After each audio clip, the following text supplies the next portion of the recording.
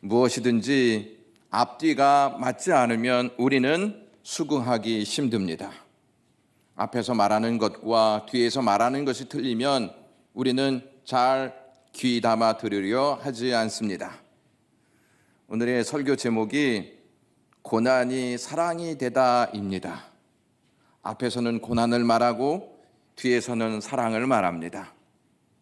기쁨이 사랑이고 배려가 사랑이고 위로가 사랑이라는 말은 많이 들어왔는데 고통이 사랑이라는 말은 앞뒤가 틀리기에 받아들이기 쉽지 않습니다. 그러나 고통이 사랑이 된다는 말을 이해하기 쉽게 설명해 드릴 수 있는 예가 한 가지가 있습니다. 부모가 되는 것입니다. 엄마는 아이를 가질 때부터 고통이 시작됩니다. 이 집사람이 정인이와 정서를 가졌을 때 입덧을 6개월가량 했습니다. 6개월 동안 입덧 때문에 거의 병원에서 링거를 맞으면서 살았습니다. 입덧을 하면 미각이 예민해지고 먹는 것이 제한됩니다. 집사람이 이제 정인이를 가졌을 때 기름진 음식 냄새를 매우 싫어했습니다. 그래서 그 기름진 음식 냄새를 맡으면 속이 거북하고 견디기 힘들어했습니다. 저는 그것을 잘 알고 있었기 때문에 함께 고난에 동참하자 하는 마음으로 기름진 음식을 될 수 있으면 먹지 않으려고 했습니다. 그런데 어느 날 동그랑땡이 너무 먹고 싶은 생각이 들었습니다. 집사람 때문에 이것을 도저히 못 먹는 것입니다. 그래서 꾀를 냈습니다. 라면을 끓이면서 라면 깊은 곳에 넣으면 집사람이 냄새를 맡지 못하겠지.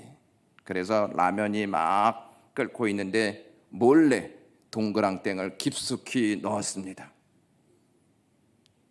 라면과 함께 그 끓어오르는 소리, 이것이 저의 식욕을 막 절정에 이르게 만들었습니다. 그 순간 방 안에서 소리가 나기를 웬 동그랑땡 냄새가 나냐고 화장실로 들어가서 우웩우웩 하는 소리가 제 귀를 강타했습니다. 저는 그때 알았습니다. 이 세상에 완전 범죄란 없다는 사실을 말이죠. 결국 라면 속 깊은 곳에 실체인 동그랑땡이 그 실체를 드러냈고 그로 인해서 저는 한참 동안 죄인으로 살았습니다. 가끔 이제 지인들과 모여서 이야기를 하지 않습니까? 동그랑땡 이야기가 나오면 웃음꽃이 활짝 피기도 합니다. 이런 아빠의 고충을 그들은 잘 알고 있는지 모르겠습니다. 한 생명을 낳기 위해 부모가 얼마나 조심하고 제한된 삶을 살아야 하는지 그들은 잘 모를 것입니다. 엄마는 아이 뱃속에서 아이를 뱃속에 갖는 순간 신체의 변화가 막 일어납니다. 머리도 빠지고 영양을 아이에게 공급하기 때문에 몸의 이상도 많이 느끼게 됩니다. 그리고 아이를 낳을 때 가장 아프고 고통스러운 시간을 보냅니다. 그것을 지켜보면서 생명은 고통의 순간을 넘어 이 세상에 사랑으로 잉태하는 것이로구나 하는 것을 알게 됩니다. 생명은 고통이 없이 스스로 잉태되지 않습니다. 꽃도 겨울이라는 혹독한 추위를 넘어서 피게 되어 있습니다. 죽을 힘을 다해 아이를 낳고도 엄마는 시간이 지나면 다시 그 아픔을 잊고 아이를 갖고 아이를 잉태하는 시간을 맞이합니다. 고통이 있음에도 불구하고 자녀를 낳는 것은 사랑이 아니고서는 이해할 수가 없습니다. 부모는 아이를 낳는 것으로 책임이 끝났다 이렇게 생각하지 않습니다. 끝까지 책임져야지. 내가 낳았으니까 끝까지 책임져야지 하는 다짐을 수없이 많이 합니다. 책임은 고통이 따릅니다. 부모가 뼈저리게 고생하는 이유는 자식들을 잘 키워서 부모 세대가 살지 못했던 더 나은 삶을 살기 원하는 부모의 간절한 마음 때문입니다. 그 일을 이루기 위해 아침부터 저녁까지 고군분투하면서 삶을 살아갑니다. 잠을 줄여가면서 먹을 것을 제대로 먹지 못하면서 고생스러운 일을 마다하지 않습니다. 부모의 책임은 사랑이 이끕니다. 부모는 그렇게 고생하면서 불행이라고 생각하지 않고 사랑이라고 여깁니다. 불행이라고 생각하는 순간 사랑은 곧 힘을 잃게 됩니다. 얼마 전 뉴스에서 우리나라 출산율이 0.78%라 하는 충격적인 소식을 들었습니다. 한 가정에서 한 아이도 낳지 않는다는 말씀입니다. 이렇게 출산율이 저조한 것은 여러 가지 이유가 있겠지만 그 중심에는 고생스럽게 살고 싶지 않다는 마음이 자리 잡고 있기 때문입니다. 자녀를 낳으면 그만큼 고생할 몫이 나의 것이 된다. 그렇게 되면 하고 싶은 것도 하지 못하고 누리고 싶은 시간도 갖지 못한다는 생각 때문에 자녀 낳기를 꺼려하는 것입니다. 어느 집사님이 자녀에 대한 이야기를 하면서 이런 말을 했습니다. 아이를 낳지 않았을 때에는 부모의 사랑을 잘 몰랐습니다. 그런데 아이를 키우면서 부모의 사랑을 절실히 알게 되었습니다. 하나를 키우는 것도 이렇게 힘든데 어떻게 셋을 낳아 키울 수 있냐? 말 안 듣고 말썽 피운 자기를 보고 부모님들이 얼마나 고생하여서 사랑을 베풀고 키웠는지 이제야 조금 알겠습니다. 이렇게 이야기했습니다. 고생을 해보니 부모의 사랑을 알 수 있다는 것입니다. 그분은 고생과 사랑을 함께 이야기했습니다. 그리고 이러한 말도 했습니다. 하나님의 사랑도 알게 되었습니다. 라고 말이죠.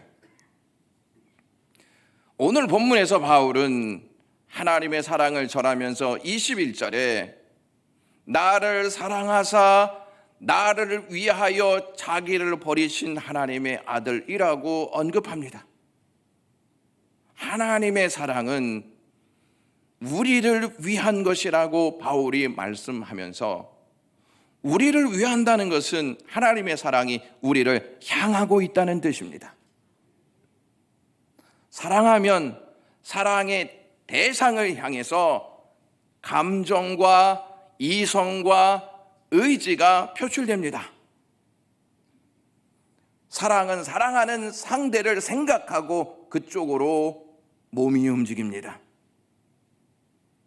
누군가 나를 사랑하고 위한다는 소식을 들으면 여러분들은 가슴이 뛰지 않습니까? 목사님, 그런 시절은 찾아오지 않을 것 같습니다. 이러한 확신이 들기에 별 감흥이 없습니다. 이렇게 여러분들은 생각하십니까? 우리를 사랑하시는 분이 하나님이시라는 사실을 우리가 깊이 인식해야 합니다. 세상을 창조하시고 세상을 주관하시고 만왕의 왕이신 하나님이 우리를 사랑하신다는 것입니다. 실감나십니까? 너무 위대하고 크신 하나님이 우리를 사랑한다고 하니 믿어지지 않습니까? 하나님이 갑자기 우리를 사랑하신다고 말씀하고 계셨을까요? 하나님이 말씀으로 세상을 창조하십니다. 그러나 인간인 우리는 말씀이 아니라 흙으로 창조하셨습니다. 흙으로 창조하셨다는 말은 하나님이 흙으로 우리를 빚으셨다는 말이고, 우리를 빚으셨다는 말은 하나님이 만져주셨다는 말입니다. 우리를 얼마나 사랑하시면 창조하실 때 우리를 만지심으로 창조하셨냐는 것입니다. 하나님의 사랑은요, 갑자기 나타난 사랑이 결코 아니란 말씀입니다. 아이가 딱 잉태되면 너무 사랑스러워서 만지고 싶지 않습니까? 하나님의 마음이 그 안에서 전달되고 있는 것입니다. 하나님께서 우리를 사랑하시기 위해서는 자기 자신을 버려야 했습니다. 자기 자신을 버리지 아니하시면 그 사랑은 확증되지 않기 때문입니다. 엄마가 아이를 낳는 것은 자기를 버려야 아이를 낳을 수 있는 것입니다. 뼈가 틀어지고 피가 나고 신체에 큰 고통을 겪습니다. 이것이 싫다면 아이를 낳을 수 없습니다. 아이를 생각하면서 자기의 몸을 버리는 것이죠. 하나님은 죄인인 우리를 사랑하시기 위해서 자신을 버리는 고통을 감내하셨습니다. 우리를 사랑하시지 않았다면 주님은 고난 없이 삶을 사실 수 있는 분이셨습니다. 여러분, 연필이 사랑이라는 단어를 쓰기 위해서는 반드시 한 가지를 해야 합니다. 연필이 깎여야 합니다. 깎이지 않는 연필은 그 기능을 다할 수가 없습니다.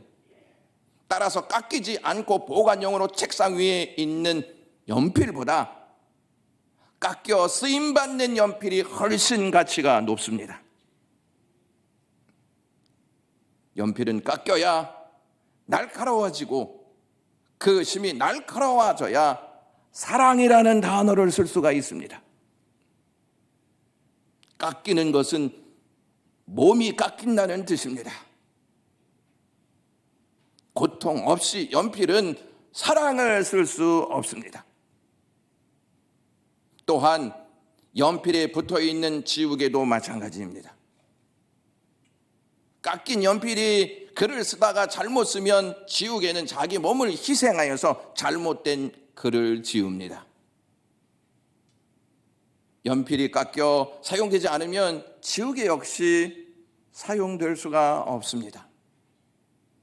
여러분, 깎이면 아픕니다. 깎이면 고통스럽습니다. 그런데 더 가치 있는 역할을 감당하게 됩니다. 예수님이 육신을 입고 이 땅에 오셔서 자기를 다 버리십니다. 우리를 향한 당신의 사랑을 확증하시기 위해서 그렇게 행동하셨습니다. 자신을 버리셨다는 말씀은 자신을 주셨다는 뜻이고, 자신을 내어 주셨다는 뜻이고, 자신을 희생하셨다는 뜻입니다. 예수님은 우리를 사랑하시는데 다른 것으로 우리를 사랑하신 것이 아니고 자신을 주심으로 그 사랑을 우리에게 확증하셨습니다. 저와 여러분들은 어떠한 존재냐면 주님을 받은 존재입니다. 그래서 행복한 것이고 주님을 받은 존재이기 때문에 가치 있는 자임을 인정해야 할 줄로 믿습니다. 자신을 버리셨다는 이 말은 대속하셨다는 뜻입니다. 우리의 죄를 대신 십자가에서 피 흘려 지시기 위해서는 자신을 버려야 했습니다. 우리에게 물과 피를 주시기 위해서는 자신을 버려야 하셨다는 말씀입니다. 자신을 버리지 않는 사랑은 우리에게 결코 구원의 역사가 이루어지지 않습니다. 주님만 거룩하시고 주님만 온전하시기 때문에 그분 아니면 우리는 구원받을 수가 없습니다. 거룩하시고 온전하시지 않았다면 우리는 구원받을 수 없습니다. 세상 그 어떠한 왕도, 세상 그 어떠한 성인도 우리를 구원할 수 없는 것은 모두 죄인이기 때문입니다. 주님만 유일한 하나님의 아들이시고 거룩한 분이시기 때문에 주님만이 우리를 구원하실 수 있습니다. 그 구원을 위해서 주님이 자신을 버리십니다. 주님은 왜 자기 자신을 버려가면서 우리를 구원하셨을까요? 이유는 딱 한 가지밖에 없습니다. 우리를 지극히 사랑하셨기 때문입니다. 바울이 나를 사랑하사 이렇게 언급하고 있는데 대속의 동기를 알려주는 대목입니다. 그러니까 주님이 우리의 죄를 대신해서 십자가에서 죽는 것은 사랑 때문이다. 사랑이 아니고서는 그 일을 결코 할 수 없다. 이것을 알려주고 있는 대목이 이 대목이라는 말씀입니다. 예수님의 대속적 그 행위는 사랑에서부터 나왔다는 것입니다. 사랑이 아니면 결코 십자가가 있을 수 없다는 사실을 바울이 우리에게 알리고 있는 것입니다. 사랑이 없으면 생명도 없습니다. 사랑이 없으면 생명이 잉태하는 것이 불가능한 것처럼 사랑이 없으면 십자가는 있을 수 없습니다. 그리스도께서 우리를 사랑하셨기 때문에 십자가의 고난과 죽음으로 우리의 죄를 대속해 주신 것입니다. 죄인에게는 십자가가 형벌입니다. 하지만 주님에게는 십자가가 대속이요 구원의 도구가 되었습니다. 그리스도께서 우리를 위해 십자가에서 돌아가셨지 않습니까? 자신을 버리면서. 근데 이걸 잘 생각해 보세요. 우리가 누구냐면 하나님을 버린 존재들입니다. 우리는 하나님을 버렸는데 하나님은 자신을 버리십니다. 우리를 구원하시기 위해서 자신을 버리신다는 것입니다. 어떻게 이것이 가능합니까, 여러분? 하나님을 버린 존재에게 자신을 버려서 십자가에서 우리의 죄를 대속해 줄 수 있냐는 것입니다. 사랑이 아니면 이것을 어떻게 설명할 수가 있습니까? 창세전에 아버지와 함께 가지셨던 그 모든 영광과 영화를 다 버리시고 주님은 이 땅에 오십니다. 우리에게 생명을 주시기 위해서 오십니다. 예수님이 사람이 되셨고 종이 되어 낮아지심으로 고난을 받으셨습니다.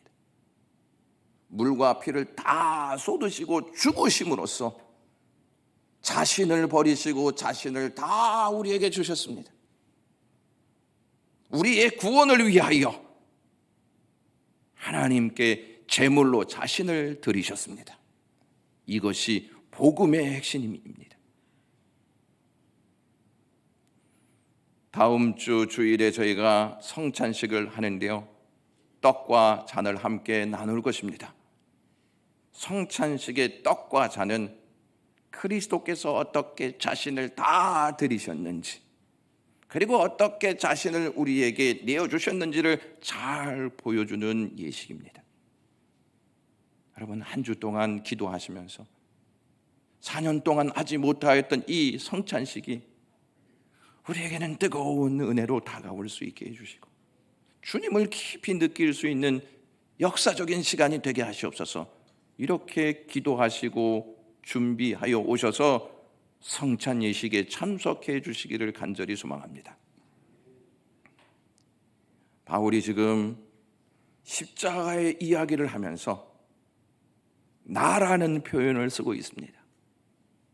성경의 다른 부분들을 살펴보면 예수님의 죽으심에 대해서 말할 때 우리를 위하여, 우리의 죄를 위하여 이렇게 공동체적인 고백을 합니다.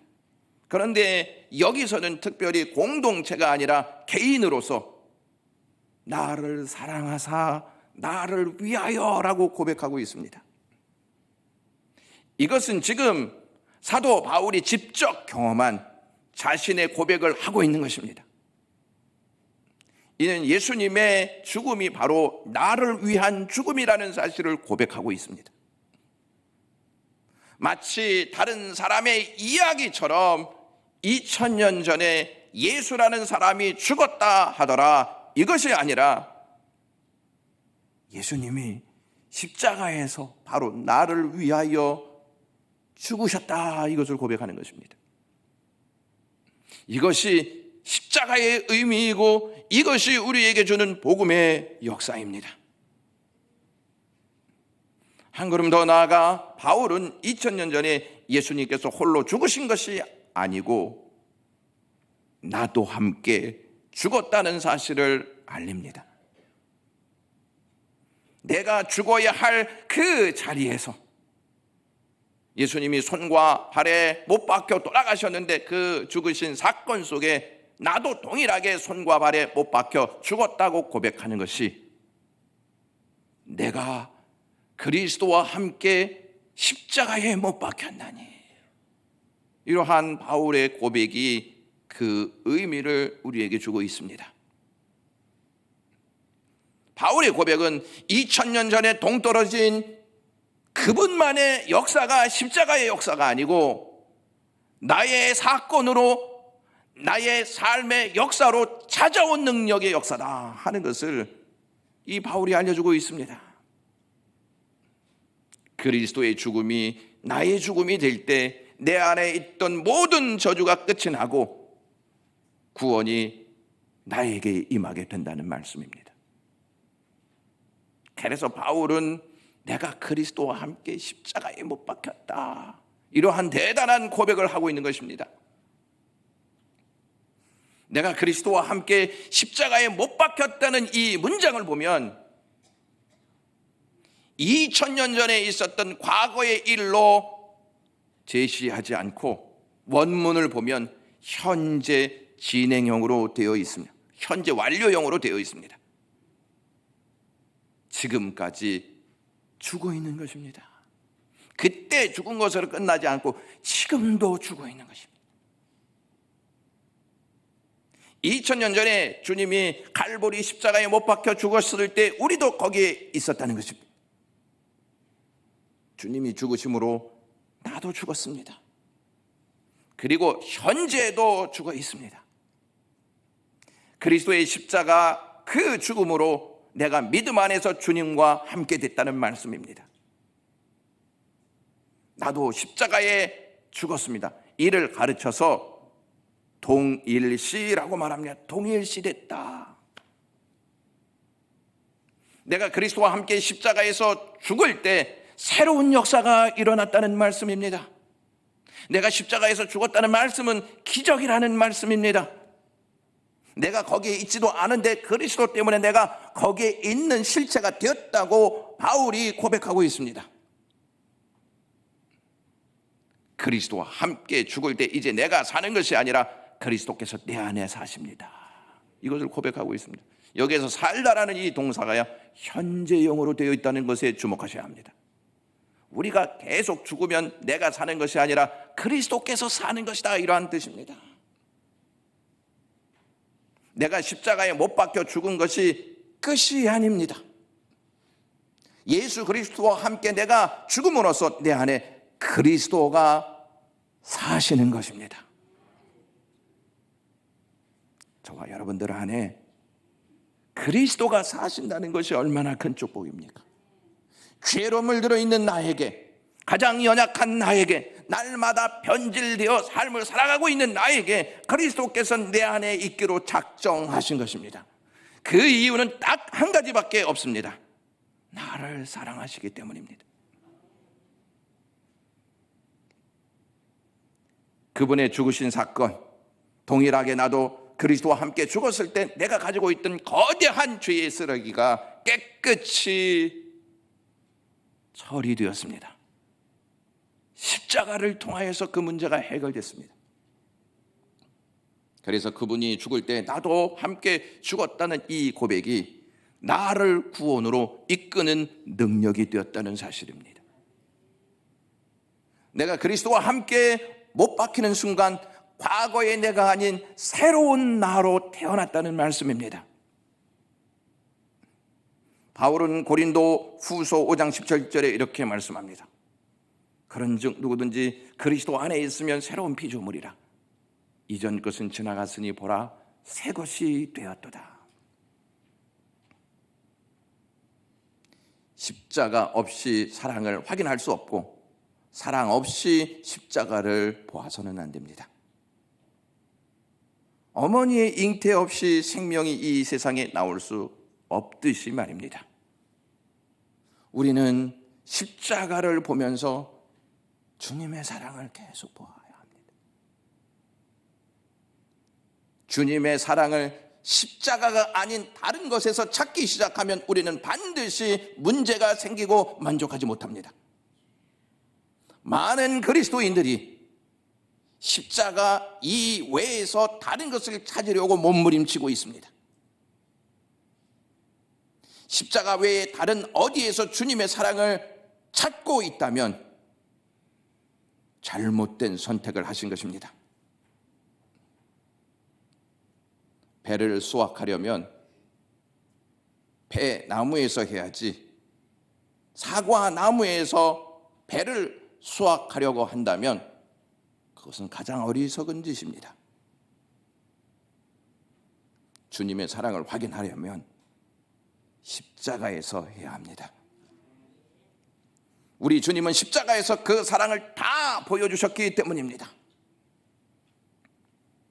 다른 사람이 십자가가 아닌 다른 곳에서 주님의 사랑을 찾으려고 한다면 우리는 이렇게 말해야 합니다. 십자가 외에 다른 어떠한 것에서도 주님의 참된 사랑을 얻을 수가 없습니다 라고 말입니다. 십자가 외에는 예수 그리스도의 사랑을 알 수가 없습니다. 그래서 우리는 십자가 아래로 십자가를 바라보면서 살아야 합니다. 이렇게 고백하셔야 한다는 말씀입니다. 하나님은 사랑이십니다. 그 사랑이 십자가로 온전히 드러나셨습니다. 사도 요한이 요한일서 4장 9절에서부터 10절에 이렇게 고백합니다. 하나님의 사랑이 우리에게 나타난 바 되었으니 하나님이 자기의 독생자를 세상에 보내시면 그로 말미암아 우리를 살리려 하심이라. 사랑은 여기 있으니 우리가 하나님을 사랑한 것이 아니요 하나님이 우리를 사랑하사 우리 죄를 속하기 위하여 화목제물로 그 아들을 보내셨습니다.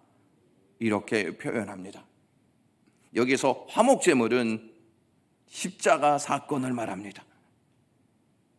우리가 하나님께 항복하고 믿기로 결단하는 이유는 어떤 기가 막힌 교리에 의해서가 아니고, 그것이 이해되기 때문에 그것이 아니고, 갈보리 언덕의 십자가, 하나님의 사랑이 농축된 그 십자가 때문에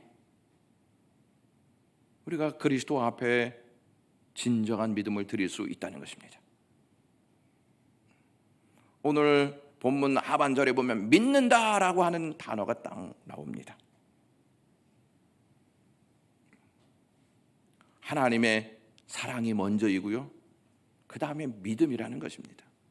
하나님의 사랑이 없는데 어떻게 믿음이 발동할 수 있겠습니까? 저희가 이제 설교 후에 부를 찬양이 있는데요, 우리 보좌 앞에 모였네 라고 하는 찬양입니다. 그 가사 중에 이러한 가사의 내용이 있습니다. 십자가에서 쏟으신 그 사랑, 강같이 흘러 각 나라와 족속 백성 방언에서 구원받고 주 경배 드리네 라는 내용입니다. 고난 속에 쏟으신 그 사랑이 우리의 심장으로 들어왔고, 그 사랑이 구원을 이루었고, 그 사랑이 우리를 하나님께 경배하는 존재가 되게 하셨습니다. 우리가 주님을 경배하는 것은 주님의 십자가에서 쏟으신 그 사랑 때문이라는 고백입니다. 주님의 사랑이 없으면 우리는 주님을 경배할 수 없고, 주님을 경배할 수 없는 존재는 소망이 없습니다. 이런 하나님의 사랑을 경험하기 전에는 우리가 어떠한 일도 할 수 없습니다. 하나님의 사랑을 경험하면 그 사랑이 나를 끌고 가는 헌신이 됩니다. 그 사랑을 깨닫고 나면 우리가 드리는 사랑이 참 모자르다, 이것을 많이 느낄 것입니다. 아프리카 남아공 이 빈민촌에서 새벽 3시에 일어나 빵을 만들어 빈민촌 집이 없는 홈리스들에게 식사를 제공하는 맘마 제인이라고 불리는 선교사님이 있습니다. 한국의 이름은 남지연 선교사입니다. 그분은 이겨야 산다는 정신으로 성장했고 치열한 사회 속에서 이를 악물고 살았던 분이셨습니다. 그의 목표는 부와 명예를 갖는 것이었습니다. 그리고 그것을 누리며 사는 것이 삶의 목표였습니다. 어릴 때에는 운동이든 공부든 늘 1등을 했습니다. 이분은 미국 여자 프로골프 협회의 티칭 프로 자격도 가지고 있는 분이셨습니다. 1995년도에는 세계적 자동차 회사인 GM의 한국 지사장이 되었습니다. 삶의 전쟁터에서 남부럽지 않게 승리하였던 분이셨습니다. 전 세계 명문 골프장을 돌면서 골프를 치며 여생을 보낼 계획을 다 갖고 있었습니다. 그러나 2004년 위암 진단을 받고 건강을 장담하였던 이 선교사님은 하루아침에 자기 자신을 내려놓았습니다. 불안감이 엄습했지만 기도하기 시작했습니다. 위에 75%를 잘라냈습니다. 그리고 하나님의 은혜로 치유를 받습니다. 그분은 고난 속에서 주님의 사랑을 깊이 깨닫게 되었습니다. 고난이 사랑이 된 것입니다.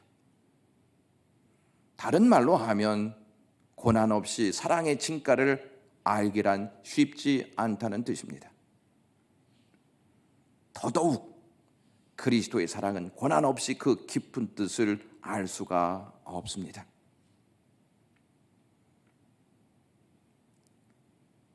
주님의 사랑이 언제 나의 것이 되는지 아십니까?